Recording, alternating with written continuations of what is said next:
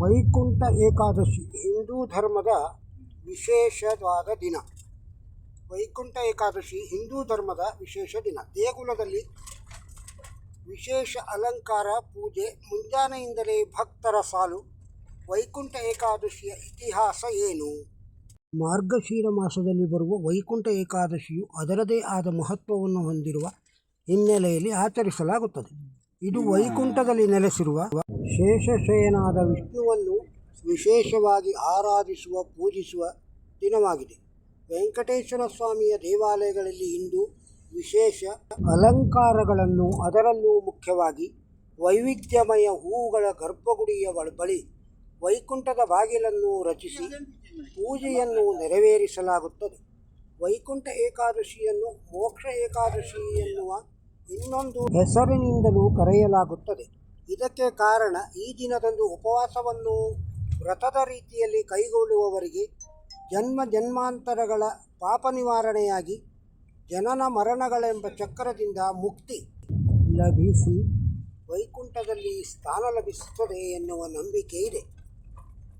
ನರಕಾಸುರನನ್ನು ಸಂಹರಿಸಿದ ಸಂದರ್ಭದಲ್ಲಿ ವಿಷ್ಣುವು, ನಾನು ಯಾವ ದಿನದಂದು ವೈಕುಂಠದ ಬಾಗಿಲನ್ನು ತೆರೆಯುತ್ತೇವೆಯೋ ಅಂದು ಭೂಮಂಡಲದಲ್ಲಿ ಉಪವಾಸ ಮಾಡುವ ಮನುಷ್ಯ ನೇರವಾಗಿ ಲಭಿಸಿ ವೈಕುಂಠಕ್ಕೆ ಬರಲು ಅರ್ಹತೆಯನ್ನು ಪಡೆದುಕೊಳ್ಳುತ್ತಾನೆ ಎನ್ನುವ ಸಂದೇಶ ನೀಡಿದನು. ವೈಕುಂಠದ ಬಾಗಿಲನ್ನು ತೆರೆಯುವ ಮಹತ್ವದ ದಿನವೇ ವೈಕುಂಠ ಏಕಾದಶಿಯಾಗಿದೆ. ಅಲ್ಲದೆ ವರ್ಷದಲ್ಲಿ ಬರುವ 23 ಏಕಾದಶಿಗಳ ಮಾಡಿದ ಉಪವಾಸಕ್ಕೆ ಈ ಒಂದು ದಿನ ಮಾಡಿದ ಉಪವಾಸ ಸಮನಾಗುತ್ತದೆ ಮತ್ತು ಫಲಪ್ರಾಪ್ತಿಸುತ್ತದೆ ಎನ್ನಲಾಗುತ್ತದೆ. ಭಗವದ್ಗೀತೆಯಲ್ಲಿ ಶ್ರೀಕೃಷ್ಣ ಅರ್ಜುನನಿಗೆ ವೈಕುಂಠ ಏಕಾದಶಿಯ ಮಹತ್ವದ ಕುರಿತು ತಿಳಿಸಿದ್ದಾನೆ. ಈ ದಿನದಂದು ಮುರಾ ಎಂಬ ರಾಕ್ಷಸನನ್ನು ಸಂಹರಿಸಲು ಏಕಾದಶಿ ದೇವಿ ಉದ್ಭವಿಸಿದಳು.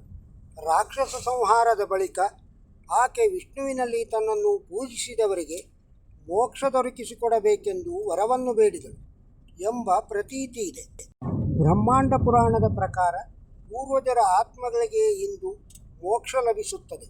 ಪುರಾಣದ ಪ್ರಕಾರ ಕ್ಷೀರಸಾಗರ ಮಂಥನದ ಸಂದರ್ಭದಲ್ಲಿ ದೇವತೆಗಳಿಗೆ ಅಮರತ್ವದ ಸಂಕೇತವಾದ ಅಮೃತ ಲಭಿಸಿದ ದಿನ ಕೂಡ ಆಗಿದೆ. ಈ ಬಾರಿಯೂ ವೈಕುಂಠ ಏಕಾದಶಿಯು ಡಿಸೆಂಬರ್ 30ರ ಮಂಗಳವಾರದಂದು ಬೆಳಗ್ಗೆ 7:50ಕ್ಕೆ ಪ್ರಾರಂಭಗೊಂಡು 31ರ ಬುಧವಾರದಂದು ಬೆಳಗ್ಗೆ 5 ಗಂಟೆಯವರೆಗೂ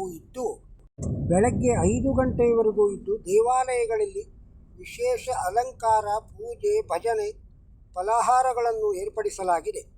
ಸಮಸ್ತ ಜನತೆಗೆ ವೈಕುಂಠ ಏಕಾದಶಿಯ ಶುಭಾಶಯಗಳು. ಈ ವಿಡಿಯೋ ನಿಮಗೆ ಇಷ್ಟವಾಗಿದ್ದರೆ ಒಂದು ಲೈಕ್ ಕೊಡಿ.